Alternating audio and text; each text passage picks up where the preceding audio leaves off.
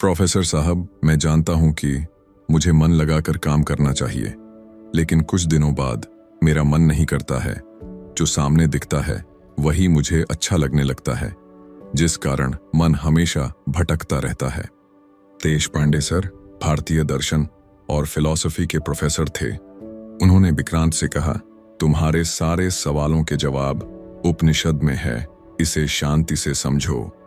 जब प्रोफेसर ने अपनी बात खत्म की, तब मानो विक्रांत की आंखों के सामने से पर्दा उठ गया। आज तक किसी ने उसे मन बुद्धि दृढ़ निश्चय के बारे में इतने विस्तार से नहीं समझाया था। जिज्ञासा का दिया। दोस्तों, कहानी शुरू होती है बनारस यूनिवर्सिटी से, जब एक होशियार स्टूडेंट यूपीएससी की तैयारी कर रहा था। बचपन से विक्रांत समझदार है। उसे पता है कि उसे हर दिन कंसिस्टेंटली मेहनत करना है, तब जाकर एग्जाम पास करने की संभावना है। लेकिन पिछले कई दिनों से विक्रांत का किसी एक चीज में मन नहीं लगता। हर 3 से 4 दिन के बाद उसका रूटीन टूट जाता है। विक्रांत जानता है कि जीएफ होने से ध्यान भटकेगा, फिर भी दूसरे जोड़ों को देखकर उसका मन करता है कि मेरी भी एक गर्लफ्रेंड होनी चाहिए। विक्रांत अंदर ही अंदर दिशाहीन महसूस करता और खुद से कहता है, मैं जानते हुए भी सही चीज पर फोकस नहीं कर पा रहा। इसी कंफ्यूजन में खोया हुआ विक्रांत फिलॉसफी डिपार्टमेंट के प्रोफेसर देशपांडे सर के पास पहुंचा। सालों के अध्ययन से देशपांडे सर प्रबुद्ध इंसान हो चुके थे। विक्रांत को देखते ही उन्होंने उसकी बेचैनी को भांप लिया। विक्रांत भी अपनी धुन में था। प्रोफेसर को देखते ही बोल पड़ा, सर, मैं आपके पास एक सवाल लेकर आया हूं। मेरा मन हर थोड़े दिन में भटक जाता है। जो भी नई चीज देखता हूं, लगता है यही करना चाहिए। जब भी मुझे कोई नए एग्जाम या जॉब के बारे में पता चलता, तो मैं उसके ही सपनों में खो जाता कि बस यही जॉब लग जाए। ऐसा कहकर विक्रांत ने अपनी परेशानी बताई। प्रोफेसर बोले, विक्रांत, तुमने बहुत अच्छा सवाल किया है। तुम्हारा मन बुद्धि पर हावी है। अक्सर नौजवान इस परेशानी को नहीं समझते। विक्रांत ने कहा, मैं समझा नहीं। प्रोफेसर ने आगे कहा, शरीर, मन, बुद्धि, आत्मा, इनका रिलेशन समझने के लिए उपनिषदों में रथ का बेहतरीन दृष्टांत मिलता है। रथ को 5 घोड़े खींच रहे हैं। 5 घोड़ों के मुंह में एक लगाम लगी है, जिसकी डोर सारथी ने थामी है, और सारथी के पीछे यात्री यानी रथ का मालिक बैठा है। विक्रांत, अब इस दृष्टांत का मर्म समझो। ये रथ है शरीर, जीव। शरीर को चलाने वाले 5 घोड़े 5 इंद्रियां हैं। घोड़ों के मुंह में जो लगाम है वो है मन। सारथी है बुद्धि यानी इंटेलेक्ट। बुद्धि के पास विवेक, सही गलत और दृढ़ निश्चय की शक्ति है। बुद्धि के पीछे बैठा यात्री यानी मालिक आत्मा है। आदर्श स्थिति में रथ का मालिक यानी आत्मा सारथी बुद्धि को बताए कि उसे कहां जाना है, और सारथी लगाम से यानी अनुशासित मन से घोड़ों यानी इंद्रियों को साधते हुए रथ को सरपट गंतव्य की दिशा में दौड़ाए। विपरीत स्थिति।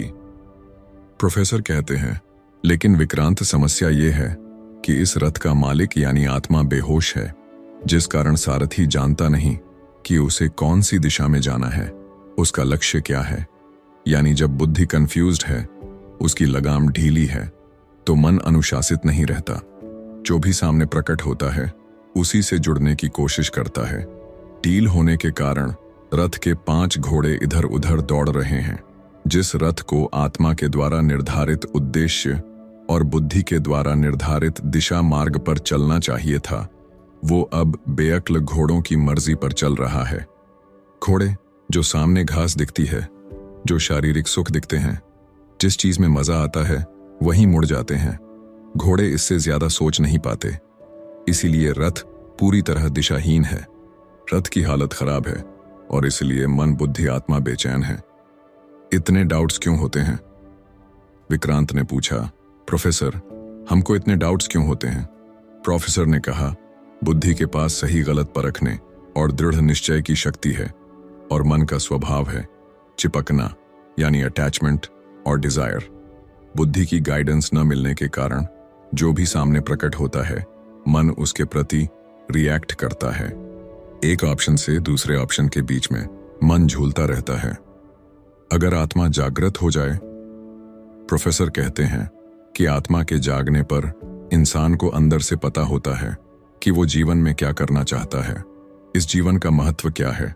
ये आवाज आत्मा से आती है, बुद्धि को लक्ष्य देती है और कंफ्यूजन हटते ही बुद्धि मन की लगाम कस लेती है और घोड़े घास का स्वाद छोड़कर एक सीध में चलते हैं। आत्मा कैसे जागृत हो? विक्रांत ने पूछा। ये रथ का मालिक जागता कैसे है? प्रोफेसर ने कहा, अपना उद्देश्य जानकर। हमारा पर्पस क्या है? ये आवाज बुद्धि के पीछे से आती है। देशपांडे सर ने कहा, विक्टर फ्रैंकल कहते हैं, बस शांत होकर देखने की जरूरत है, परिस्थिति खुद बताती है कि इस समय जीवन का पर्पस क्या है। विक्रांत, तुम सोचो कि अगले 3 साल में तुम्हारे जीवन का क्या उद्देश्य होना चाहिए। फिर बुद्धि का प्रयोग करो, सोच समझकर लक्ष्य निश्चित करो। फिर हर दिन मन को लक्ष्य याद दिलाओ, इसे पूरा होते हुए देखो, फिर तुम आसानी से नहीं भटकोगे। विक्रांत प्रोफेसर सर से मिलकर वापस आया। देर शाम हो चुकी थी।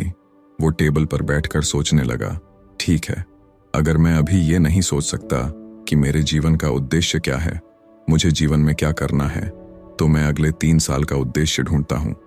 मुझे अच्छा जॉब पाना है, जहां पर मैं अपने देश में विभिन्न जगहों पर काम करके अनुभव प्राप्त कर सकूं, अच्छे पैसे कमा सकूं। मैं ऐसा काम करना चाहता हूं जिससे लोगों का जीवन बेहतर हो सके, साथ में मैं बेहतर इंसान बन सकूं। ये मेरे 3 साल का उद्देश्य है। ये उद्देश्य पूरा होगा, मैं अपने काम से संतुष्ट रहूंगा, तो जीवन में नया रोमांच आएगा, मेरा व्यक्तित्व पूरा बदल जाएगा। इस उद्देश्य को पूरा करने के लिए मेरा पहला लक्ष्य है कि मैं 6 महीने बाद का एग्जाम अच्छे से पास कर सकूं। विक्रांत हर दिन अपने उद्देश्य और लक्ष्य को दोहराने लगा। हर दिन इसे लिखने लगा कि वो कैसा इंसान बनना चाहता है। 6 महीनों बाद लक्ष्य पूरा करके उसे कैसा महसूस होगा। ऐसा करते करते विक्रांत के अंतर्मन, सबकॉन्शियस ने भी लक्ष्य को अपना लिया। अब ये बातें उसके अवचेतन में बैठने लगीं। मन फिर भागेगा। विक्रांत का मन अपने काम पर केंद्रित रहने लगा। वो सुबह जल्दी उठकर पढ़ने बैठ जाता। बीच बीच में पुरानी आदतें हावी होती। उसे बार बार मोबाइल चलाने का मन होता, लेकिन अब विक्रांत समझने लगा था कि जिन चीजों के पीछे मन आदतन भाग रहा है, उससे मुझे कभी संतुष्टि नहीं मिलेगी। ये शॉर्ट टर्म प्लेजर्स सब बेस्वाद हैं। मुझे इनमें स्वाद इसलिए आ रहा था क्योंकि मेरी बुद्धि काम नहीं कर रही थी। विक्रांत को समझ आया, मन को अनुशासन में रखने के लिए बार बार अच्छी आदतें दोहराने की जरूरत है। ऐसा करने से धीरे धीरे विक्रांत का मन मेहनत और पढ़ाई में लगना शुरू हो गया। उसने काम टालना या गलतियों का शौक बनाना या नए आकर्षणों के पीछे भागना काफी कम कर दिया। 6 महीने के अंदर फाइनल ईयर का रिजल्ट आया। विक्रांत काफी अच्छे नंबरों से पास हुआ। प्रोफेसर ने विक्रांत की खुशी देखी और बोले, बहुत अच्छा विक्रांत, आत्मा को जागृत रखने के लिए कभी रुकना मत। अपना उद्देश्य हमेशा बड़ा करते जाना। उद्देश्य से बुद्धि जागृत होती है, बुद्धि लक्ष्य चुनती है। जब मन इस लक्ष्य को स्वीकार लेता है तो मन अनुशासित होता है और इंद्रियों को भी सही रास्ते पर बनाए रखता है, और ऐसे इंसान का जीवन सफल होकर ही रहता है। दोस्तों, अगर इस कहानी ने आपकी किसी भी उलझन को सुलझाया है तो हमें कमेंट्स में जरूर बताओ, और वीडियो को लाइक करके एक ऐसे दोस्त को शेयर करो जिसके जीवन में ये वीडियो काम आए। साथ में पीसफुल कर्मा चैनल को सब्सक्राइब जरूर कीजिए। धन्यवाद।